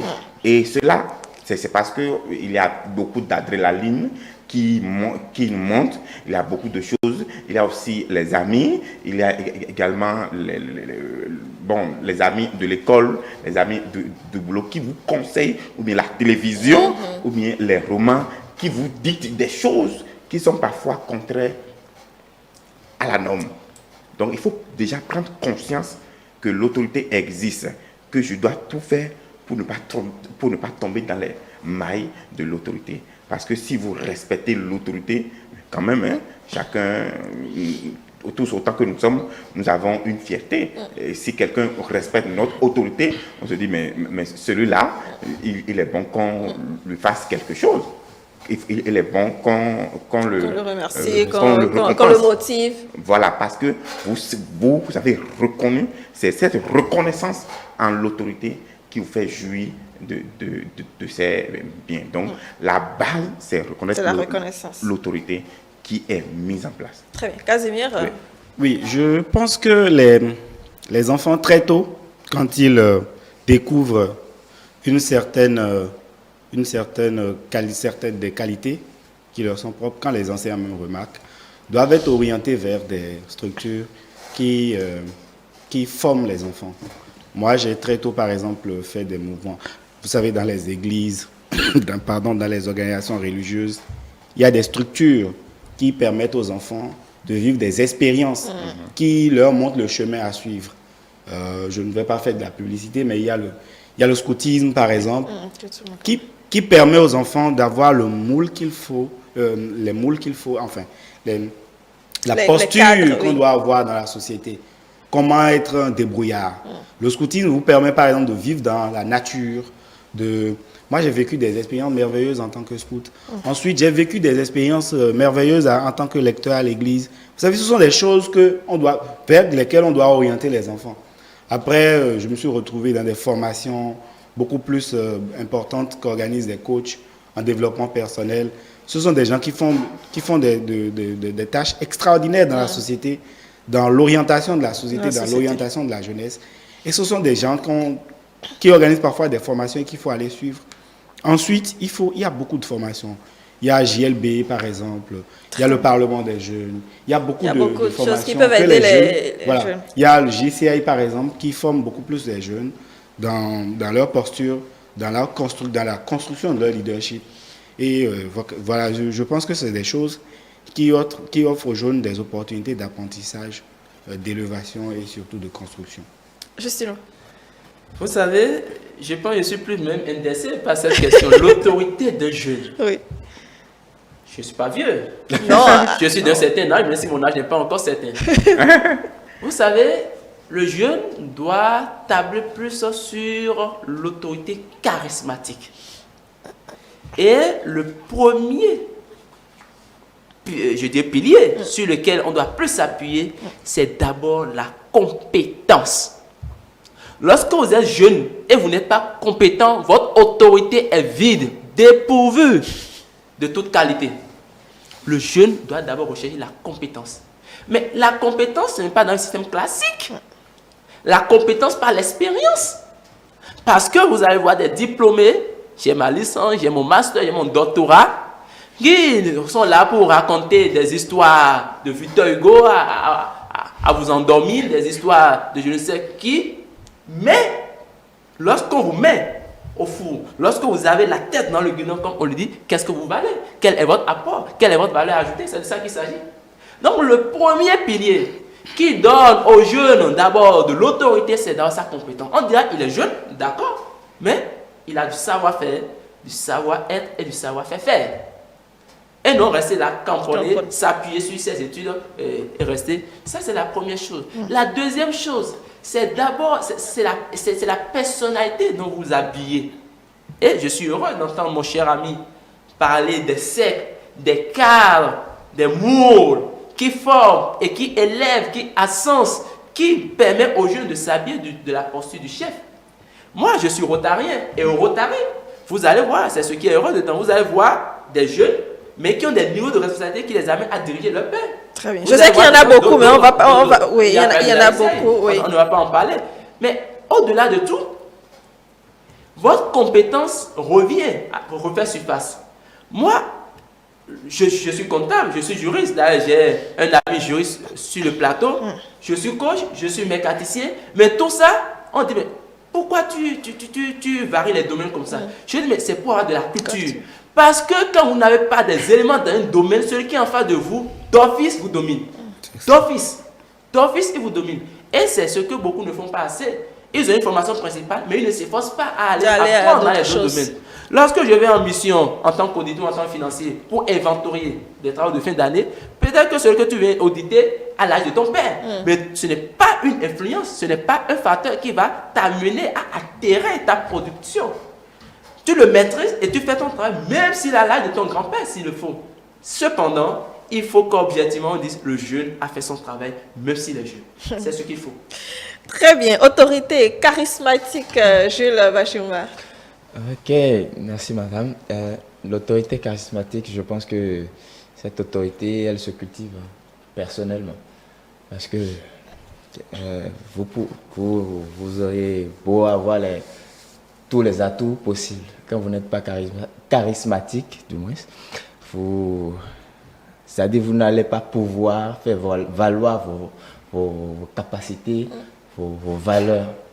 Et cette forme d'autorité concerne surtout et plus les coachs, les leaders. Pourquoi pas? Voilà, oui. Parce que, vous savez, parce que quand vous êtes en train de gérer ou de diriger une formation, par exemple, il vous faut beaucoup de... Parce que vous êtes là et vous êtes ailleurs à la fois. Et il faut que ce que vous dites à l'instant là soit cohérent, que votre logique, ça dit que ce soit posé, quoi. Donc, je pense que l'autorité charismatique, elle est à la base de toutes les autres formes d'autorité, parce que c'est avec ça que vous allez pouvoir vous intégrer dans la société et pouvoir faire valoir et vous faire remarquer aussi, de près ou de loin. Très bien. Alors, dans 2 minutes, Nafissatou Hassani sur le plateau pour les messages et les autres rubriques de l'émission. Jules, je vais vous libérer un peu plus tôt, donc je vous laisse la parole encore pour un dernier mot sur l'autorité, comment l'exercer sans en abuser à nos téléspectateurs. Merci encore. L'autorité, comment en user sans en abuser. C'est très simple. Hein. C'est très simple. Pour celui qui se connaît, quand vous vous connaissez, vous n'êtes pas obligé de dérailler. C'est-à-dire, généralement, pour exercer son autorité, il faut d'abord vous connaître vous-même, apprendre à connaître ceux qui vous entourent, connaître votre environnement, c'est-à-dire qu'est-ce qui se fait. Parce que, par exemple, les jeunes je prends des exemples de quartier, les jeunes de Aboki-Kodji n'auront pas les mêmes trucs là, manière de réfléchir, voilà, que les jeunes de Godomé, parce que les réalités diffèrent. Donc c'est à vous d'étudier votre environnement, de voir ce qui se passe. Et déjà là, c'est parce que vous vous connaissez déjà, parce que sans ça, vous ne pouvez pas faire le travail. Donc, déjà, quand vous franchissez ces étapes-là, il faut l'humilité. L'humilité pour pouvoir maintenant dominer comme il le faut. Parce que si vous n'avez pas l'humilité, vous allez beau dominer, mais négativement. Et au lieu qu'on vous apprécie, ce sera le contraire. Merci infiniment, Jules Bachumba. Merci pour vos propos, votre participation à ces échanges. On espère vous retrouver très prochainement sur un autre sujet. Je vous raccompagne avec le mot du jour pour voir, je vous le disais. On va aller un peu plus en détail sur le mot avec Bomer Agbaba. Il est enseignant.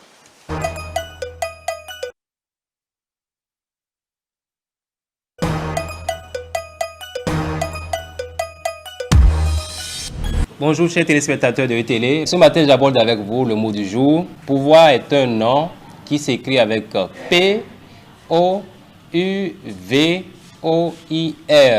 Le pouvoir, comme le verbe pouvoir, qu'il ne faut pas confondre avec le verbe pourvoir.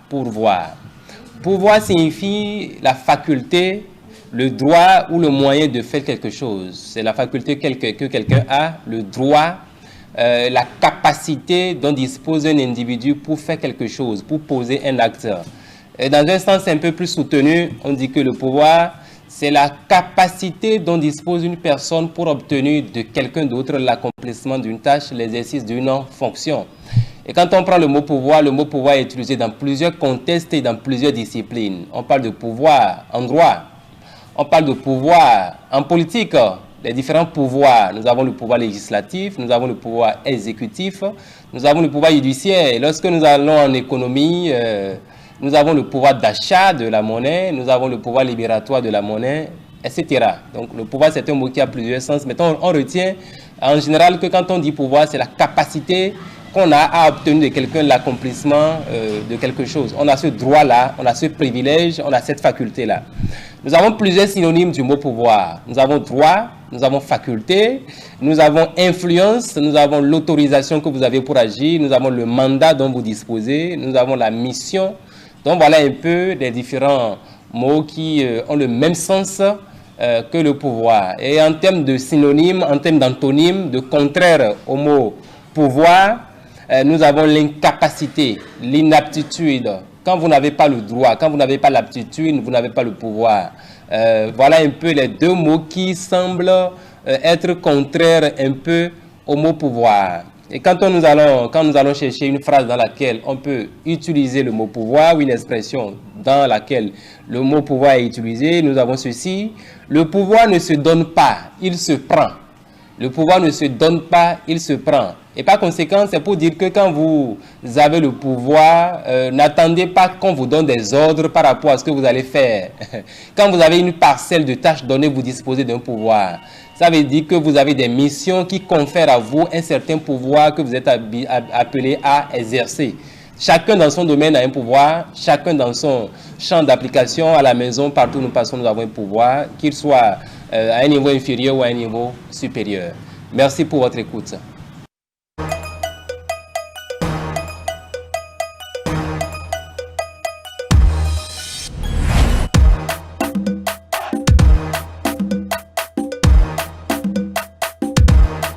Voilà, Nafissatou, bonjour.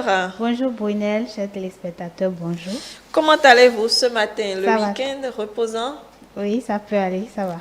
Bien, on démarre comme d'habitude avec le message reçu ce matin. Oui, nous allons commencer par celui de Astou. Elle nous dit que avoir de l'autorité, c'est un peu comme avoir le pouvoir sur quelqu'un. Être capable de lui imposer des choses. Un peu comme les parents qui ont de l'autorité sur leurs enfants ou de l'autorité sur les proches.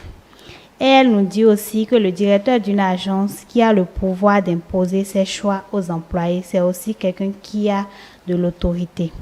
Par contre, être autoritaire, c'est montrer qu'on a de l'autorité, afficher son pouvoir aux yeux des autres, dominer son entourage en imposant sa personnalité afin d'obtenir quelque chose.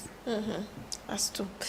Merci donc à elle pour son commentaire. Casimir, vous êtes un mot sur son message. Oui, je crois qu'elle a entièrement raison. L'autorité, comme nous l'avons tous dit ici, c'est cette capacité que vous avez à diriger, à conduire une équipe.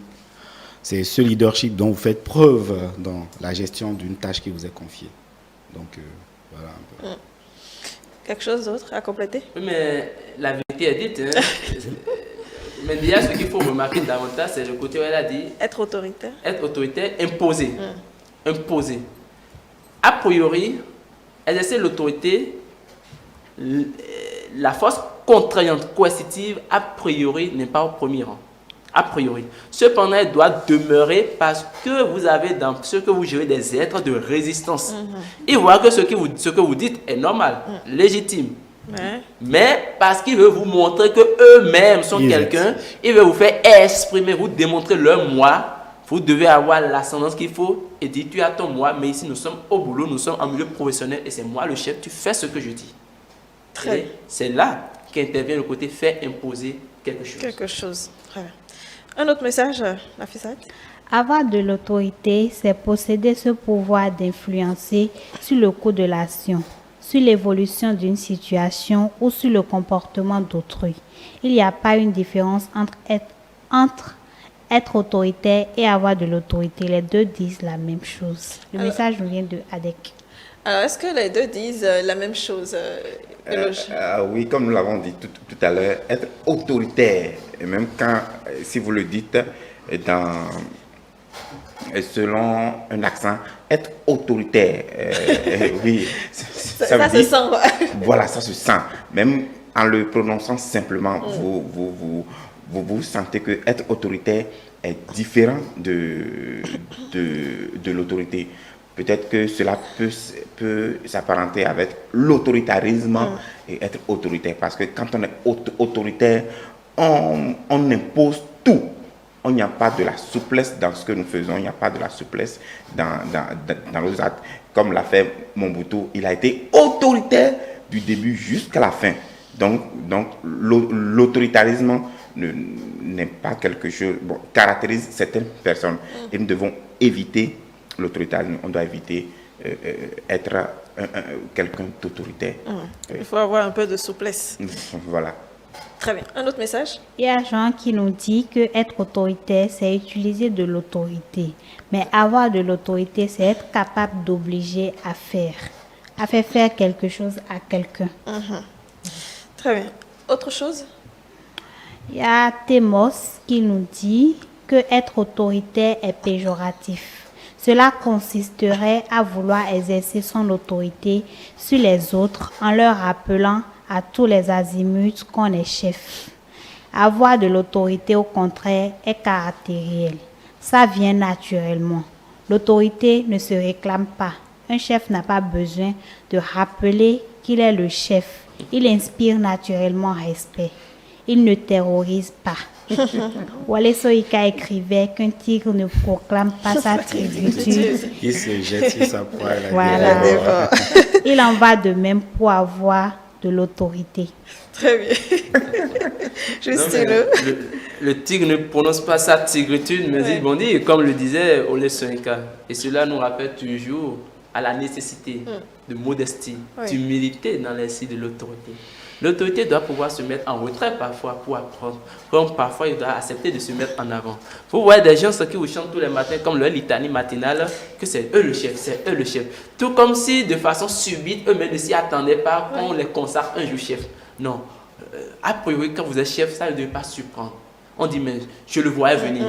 Mais c'est normal. C'est normal, il devait l'être depuis. Et parfois mais on estime que en voyant vous la café, c'est légitime. Lorsque vous êtes dans cette posture, lorsque votre autorité n'est plus une surprise, vous n'avez pas besoin de le rappeler. Mais c'est lorsque la personne même ne s'y attend pas. Et un matin, d'un sursaut de son lit, on l'informe, dit, mais tu viens d'être nommé, tu viens d'être chef. Désormais, il dit, bon, enfin, il renoue sa cravate et estime qu'il a maintenant le bâton pour talocher tous ceux qui, dans un instant moins un, lui, ont rendu la vie difficile. Non, mais un chef, comme je le dis, c'est une opportunité. L'opportunité de faire grandir les gens. L'opportunité d'éduquer. L'opportunité de lever. Vous voyez des gens, il y a des gens qui disent, mais c'est lui qui m'a rendu chef. Si j'ai acquis cette parcelle, c'est grâce à lui. Vous voyez, tout ça produit dans votre vie des bénédictions. Et de la même façon, quand vous punissez injustement, quand à cause de vous, des enfants à la maison n'ont pas leur petit déjeuner, quand à cause de vous, une femme n'est pas bien accueillie par son mari à la maison, peut-être parce qu'elle n'arrive plus à assumer comme cela se doit, ses devoirs de mère, son devoir d'époux, si c'est à cause de vous, vous savez, tout ça va agir négativement dans votre vie. Et d'un jour à l'autre, vous allez ramasser parce qu'aucune facture ne reste impayée devant la comptabilité de la nature. Merci Justine. Casimir. Oui, je voudrais contextualiser un peu la pensée de Wale Soyinka qui a été utilisée. En fait, le livre nous raconte l'histoire de deux hommes qui devraient conquérir une femme, Sidi. Il y a le roi Baroka et il y a l'enseignant Lakunle. Lakunle passe toute sa journée à chanter de la poésie à la jeune Sidi. Mais Sidi ne voulait pas véritablement ça, ce n'est pas la parole, elle veut des actes concrets, elle veut la dot. Mais le roi Baroka passe par l'une de ses épouses pour faire comprendre à l'une de ses épouses, voilà, qu'il est impuissant. Donc de faire venir Sidi pour vérifier s'il est vraiment impuissant. Et quand Sidi est allé vers le roi fait preuve de son autorité pour montrer que c'est lui qui devrait avoir la jeune Sidi. Effectivement, après la sortie de cette vérification, Sidi est devenue la femme du roi Baroka. Donc c'est dire que parfois il faut s'imposer, il faut montrer que c'est vrai qu'il ne faut pas montrer que on est autorité, mais il faut par les actes prouver qu'on est là. Qu'on est là, que c'est nous qui sommes. Oui. L'autorité commence par le respect de soi-même. Être autoritaire, c'est se donner une force de caractère. Le message est anonyme et le dernier aussi est anonyme. Être autoritaire, on est avec. Avoir de l'autorité, ça qui est. Être autoritaire, on est avec. Quelqu'un est né à être autoritaire. Ça, c'est quand même bizarre. Tout le monde a un grain d'autorité. Oui. Maintenant, la question, est-ce que tout le monde forge ce grain pour qu'il puisse donner des fruits? La réponse est bien entendu non. C'est pour ça qu'on estime que l'autorité est faite pour certaines personnes. C'est eux. C'est comme s'il y a une classe qui est destinée à être autorité. Non. Tout le monde a un grain.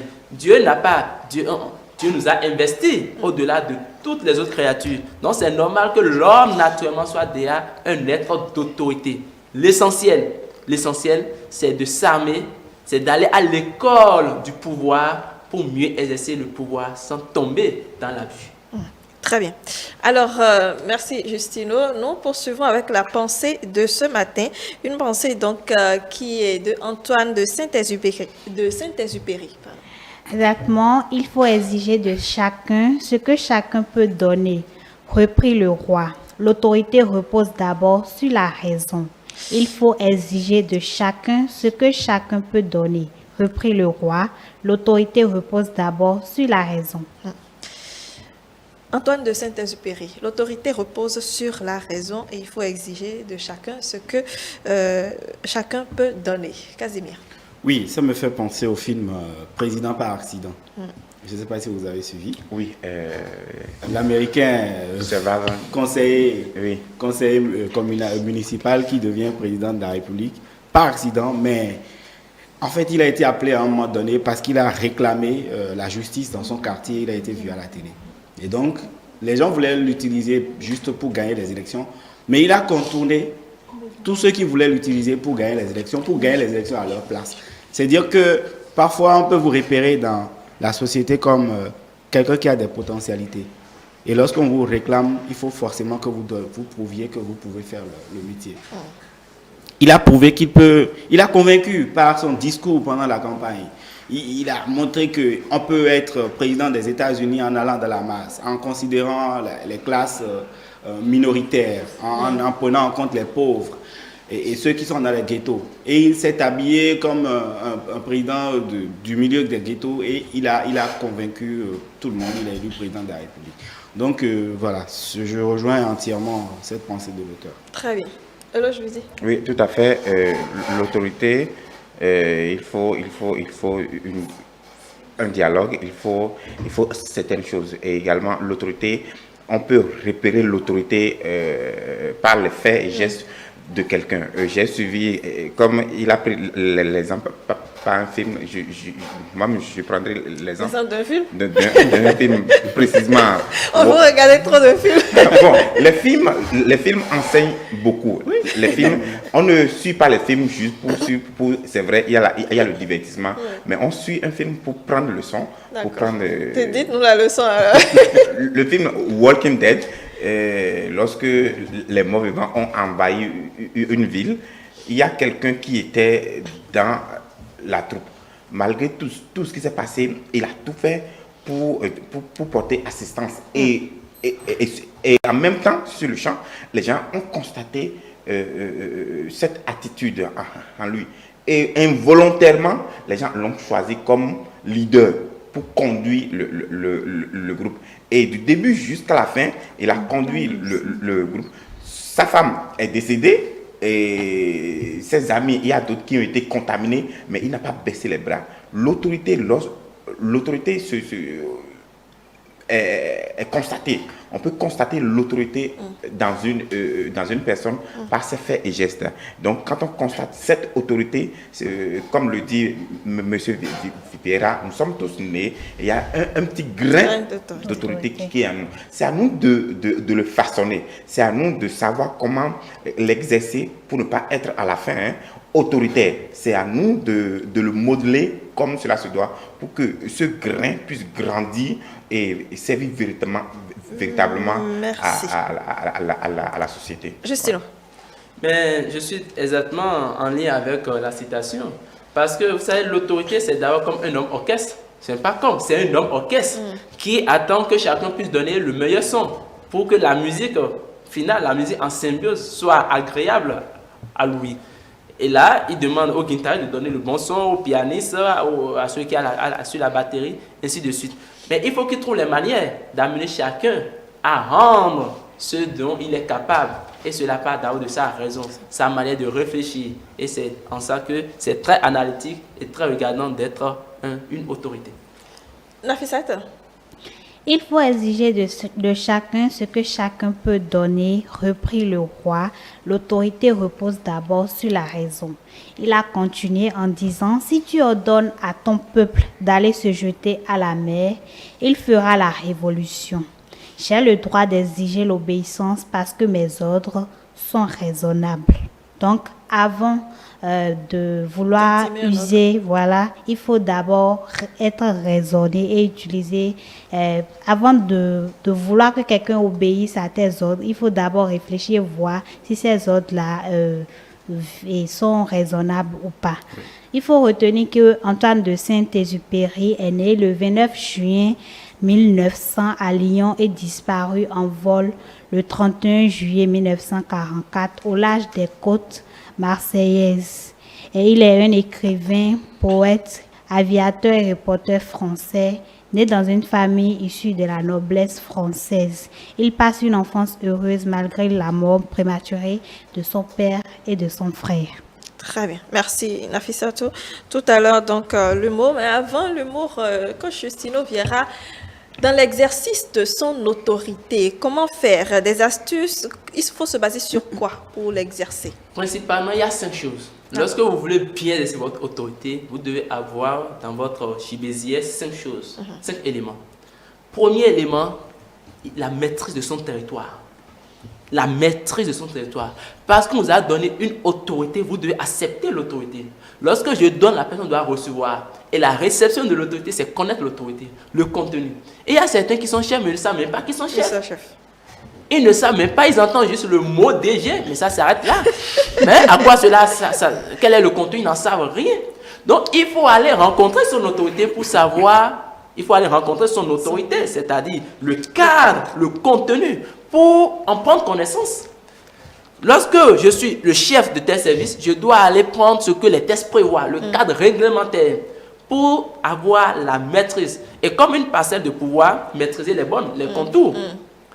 Et en tant que tel, les forces, les tenants, c'est les limites de mon autorité, de mon pouvoir. Ce n'est pas encore assez lointain. On a vu une autorité qui a pris une décision, mais qui automatiquement a été rapportée. C'est pour dire quoi? La maîtrise du pouvoir, du territoire, de l'autorité. Qu'est-ce que le droit me confère? Quelles sont mes prérogatives? Quelles sont mes limites?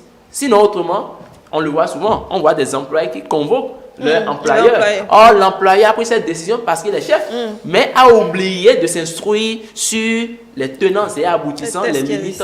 Donc, première chose, maîtriser son territoire, maîtriser son pouvoir de chef. Deuxième chose, être visionnaire. Lorsqu'on vous a ordonné, lorsqu'on vous a donné l'autorité, dans un premier temps, et dans un second temps, vous l'avez accepté, vous l'avez reçu, que voulez-vous en faire? La question est là, que voulez-vous en faire?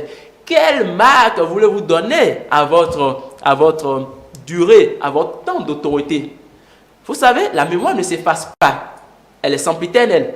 Et quand vous êtes dans certaines administrations, on affiche les chefs qui ont rayé dans le temps, les périodes. Et l'attente légitime, c'est qu'on puisse dire, lorsque tel chef était là, il a pu faire. Donc, que voulez-vous faire de cette parcelle d'autorité, cette parcelle de pouvoir qu'on vous a donnée? Il faut alors concevoir un idéal. Mais ce qui doit venir après la conception, après la formulation de l'objectif, de ce que vous voulez atteindre, ce qui doit venir après, c'est communiquer autour avec l'équipe qui vous travaille avec vous. Pour qu'ils comprennent. Si parfois vous leur mettez la pression, pour qu'ils ne voient pas ça comme non, chef, nous mettrons la pression, mais qu'ils comprennent que c'est pour une destination bien précise. Partagez la vision avec vos coéquipiers. Lorsque vous le faites, ils comprendront normalement la pression, votre rigueur. Ils ne diront pas non, chef, il en fait de trop. Non, c'est pour. Lorsque le pour n'est pas connu de l'équipe, on dira qu'on va traiter le chef de tous les noms d'oiseaux et on va même pousser pour qu'il sorte. Or, c'est peut-être ce chef qui veut amener l'entreprise à un niveau meilleur. Troisième chose, enfin, assumer son rôle. Il faut assumer son rôle. Assumer son rôle, c'est avoir de la responsabilité, avoir la capacité de répondre de ses actes. Oui, le chef n'est pas un fuyard. Vous voyez des chefs, ils donnent des ordres, le collaborateur exécute, mais quand ça pète, ils disent c'est pas moi. Non, le chef n'est pas un fuyard. Je n'étais pas au courant. Ou bien comme l'autre, l'intrus était dans la maison, je ne sais pas qui avait signé. C'est moi qui ai signé ça? Non, le chef n'est pas un fuyard. Non, pas du tout. Parce que c'est quand le chef a dit, c'est ça qui est pour le collaborateur. Très bien. Lorsque les collaborateurs se retrouvent, on dit le chef a dit. C'est comme une signature. Mais quand le chef a dit, on fait. Et ça tourne au vinaigre. Le chef dit, c'était moi qui vous ai dit ça. Non, ce n'est pas normal. Donc le chef doit assumer ses propos, doit assumer sa responsabilité, doit assumer son rôle. Quatrième chose, avoir la maîtrise de soi. C'est fondamental. La maîtrise de soi qui vous permet de ne pas céder à votre émotion, de ne pas céder à votre colère. On a entendu que des chefs giflent leurs employés. On a entendu que des chefs se mettent en spectacle de bagarre avec leurs employés. Mais tout ça pourquoi? Parce qu'ils n'ont pas eu la maîtrise de soi. On a entendu que des chefs rentrent en altercation, débat ouvert, avec des propos désobligeants envers leurs employés. Parce qu'ils n'ont pas eu la maîtrise de soi. Donc la maîtrise de soi est fondamentale. Et cinquième chose, enfin, il faut être à l'écoute des autres. Il faut qu'on vous trouve sur des pistes inattendues. Lorsqu'un collaborateur est malade, et il y a un chef qui le fait si bien, lorsqu'un collaborateur, mais le chef peut se déplacer pour aller rendre visite à la maison de façon inopinée. On dit, mon chef est venu chez moi à la maison. Et cela, ça fait plaisir. Et au-delà du plaisir, vous mettez l'entourage de l'employé comme garant. Et parfois, la femme de l'employé ou le mari dira, je ne vais jamais entendre que tu as quitté l'entreprise parce que ton chef est quelqu'un de bien.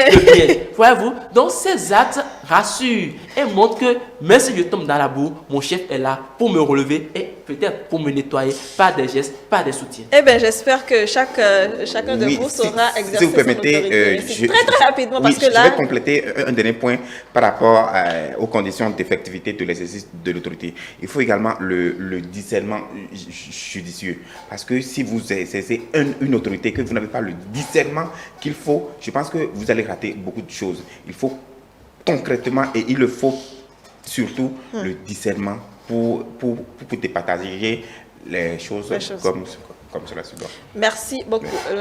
Alors, Nafisat, nous allons poursuivre avec le mot du jour.